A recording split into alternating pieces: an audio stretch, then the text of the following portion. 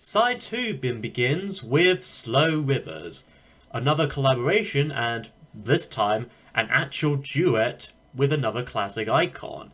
This one being Cliff Richards. And honestly, I shouldn't be surprised by this. Cliff himself is honestly and certainly no stranger to doing duets with many singers and musicians, and hell, Elton John himself would eventually go on to do a whole album in '93 called Duets.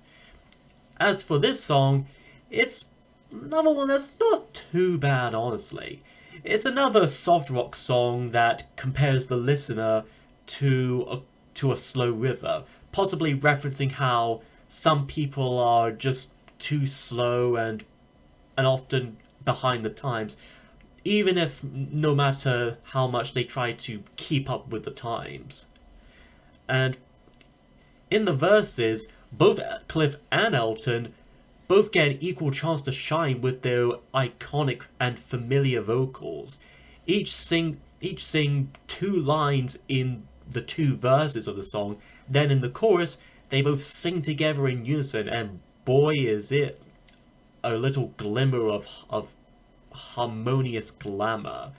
It's honestly another one of those songs from this album alone that I think, had it been on a more better produced album, I think it would have holded much stronger in some waters, if you pardon the pun.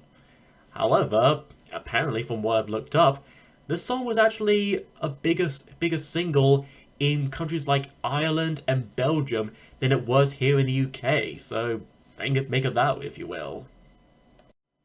Next is Heartache All Over the World. Um, Boy, does this song have something worth talking about. At first hearing, it's nothing short of a typical synth pop rock song about living a promiscuous life, traveling places like Rome and Tokyo, looking for girls to date and basically sleep with. And after each and every relationship ends so soon, he suffers a heartache, hence Heartache All Over the World. Nothing much or much harm, right? That said, not only did this fail to crack even the top 50 chart in the US, even though personally I don't think a song has to even have to technically be in a chart to be qualified as good, but at least according to a 2001 interview for Uncut magazine, Elton John himself has considered this the worst song he has ever made, describing it simply, and I quote from him, pretty insubstantial. And if he and that's got to say something. And hell, even the producer Gus Digion himself has kind of agreed to some extent, not only the song but also the whole album itself, in a VH1 interview back in 2000, saying that there was a chance he could polish off himself. He'd go out and do some coke and it'd be all over his mouth. His nose would be running and I'd go, oh god, this is just awful. And Elton will go on to address this in his 2019 autobiography, Me, and say that Leather Jackets was about as close to an unmitigated disaster than anything I've ever released. And overall, the album had 4 legs, a tail, and barked if a postman came to the door. So yeah, as you can imagine, it's nothing new to hear certain singers, artists, and musicians to not always be proud of everything they created. But honestly, even I wouldn't, even me, who would still consider something the weakest, I wouldn't go as far to call it outright bad or worst. However, I could consider this a sort of rip-off of status quo's Rocking All Over the World, what with how the title itself is sung and just the general mood of it. But honestly, even then, Status Quo didn't exactly make that song, as it was originally written and sung by John Fogerty. But, so yeah. That aside, it's not too terrible a song. Sure, it's a bit campy and cheesy, even by Elton John standards, But with all this in mind, you can still understand why Elton John and even Gus and Bernie may not exactly be too proud of this album, let alone this particular song alone. Anyways, moving on, we then come to Angeline, a more groovy track that actually features John Deacon and Roger Taylor of Queen fame doing the bass and drums here. And as well as featuring some motorbike sound effects occurring across the song, most likely a nod to the whole biker motif of the album artwork. The whole retro rockabilly sound of it kind of reminds me a bit of Crazy Little Thing Called Love, which may explain why. In terms of lyrical content, it's basically about a very tough, hard-working woman named, well, Angeline, and Elton's admiration of her. The way she swings the hammer, punches the card, and sews the jeans. It's almost the kind of song that you could imagine Freddie Mercury singing, which is, again, kind of obvious since not only is this featuring some Queen members, but also both Freddie and Elton are big gay icons in the music industry, and both had got a very decent biopic film by Dexter Fletcher. Anyways, those jokes aside, this was another song that's okay by Elton John standards. I get why he might like to do something different, dabble in different styles, even if it doesn't do much in the long run, it's not entirely all that memorable. It's still a fine song regardless. Elton does have a bit of a flirtatious vibe to his vocals here, especially the way he describes this Angeline character. Some may see it as just another song about sexualizing or whatnot, but still, it's another harmless song from Elton's, and I think as a song that features a collaborative effort between Elton and the remaining Queen members, I imagine they could have done more with it, honestly. Next is Memory of Love, co-written by Gary Osborne, who worked with Elton John in many of his albums since The Single Man, all the way up to this album, including the Fox album, which again I've talked about several episodes ago. This is another one of the most synth-heavy songs with obvious themes of love and course and romance. However, here though, with the way the lyrics here are written and how Elton himself sings them, it kind of sounds like a proposal or a wedding vow of some kind, with lines such as, "Here I am standing to see if you still love me," or "Take love for better, take love for worst." And then when he sings a recurring line of, "It'll always be more than a memory of love," it seems to refer to how this love is true and genuine and pretty much lasting forever, and as well as eternal, and it will never ever be forgotten or be broken or taken apart.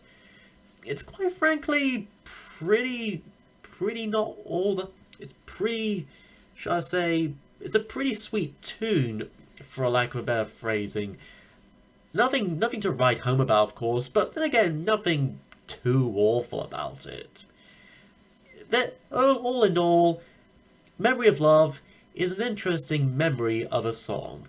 You may not remember it, but when you do, it might be a bit of a little sweet little gem if you're in the right mindset. If you're in the right mindset for some calm, chill out, soft 80s rocky pop music.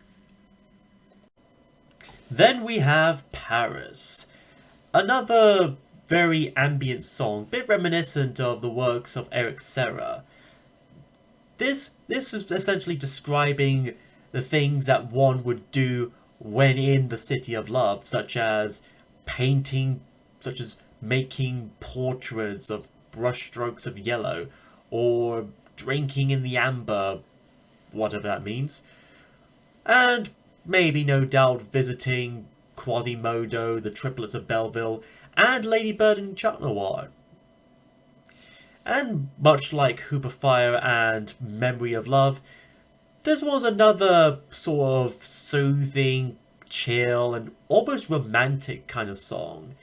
It always has this kind of lively atmosphere to it, almost making you think about visiting the actual city and what would you do there and all that. And frankly, don't we all wish to visit a place like Paris after what we've been through in this past year and a half? All that said, though, this is another sweet song from Elton John that I think deserves I think doesn't get enough love or is undeserving of the hate. And as another song would go, like the song itself, like the city itself, this song may hold the key to your heart. And so the album comes to a close with I Fall Apart. A very mellow yet bittersweet piece. This addresses the feelings of loneliness and isolation, as well as the need for love and companionship, especially in the refrain of this house can get so lonely, and when the night grows dark, and it seems to be the nighttime when I fall apart. Although this could very well be sung from the point of view of Kim Jong-il from Team America, and the music itself has a very typical 80s twinkly feel to it, almost like something you hear in the credits of an old 80s romance comedy or some 80s animated fantasy adventure or something. And then in the end, it all fades down and out, giving a very meh ending to an equally meh album. And honestly, that's pretty much how I would describe Leather Jackets from Elton John. It's pretty meh. I can understand why many people, big Elton John fans or otherwise, may not be too fond of this album. It seems to be a point where Elton and Bernie Taupin were kind of really straining their creative muscles and were kind of running out of things to do.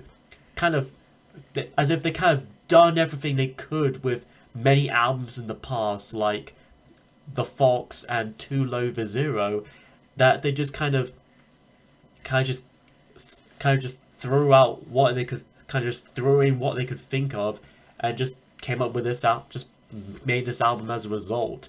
Plus, not helped by apparently Elton being high on coke essentially when working on this album.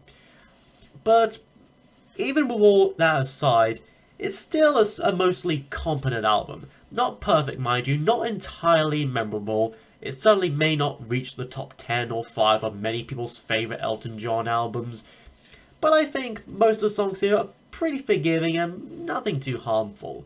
The first side of the album seems to lean to a slightly more rockier feeling, with the titular track Don't Trust That Woman and Go It Alone, while the second half tends to be more the softer side, what with Slow Rivers, Angeline, and Memory of Love and Paris. So if you wanted to listen to Elton's more obscure stuff, I'd say give this one a chance. But if you want to hear an album that's very vast, very creative, and well memorable and catchy with hit songs, this may not entirely be for you, but I'd still try to give it a chance regardless. Next time though, Anoraknoween continues some more as we take a look at yet another Elton John album. A double album no less, and one that was released a whole decade before this one.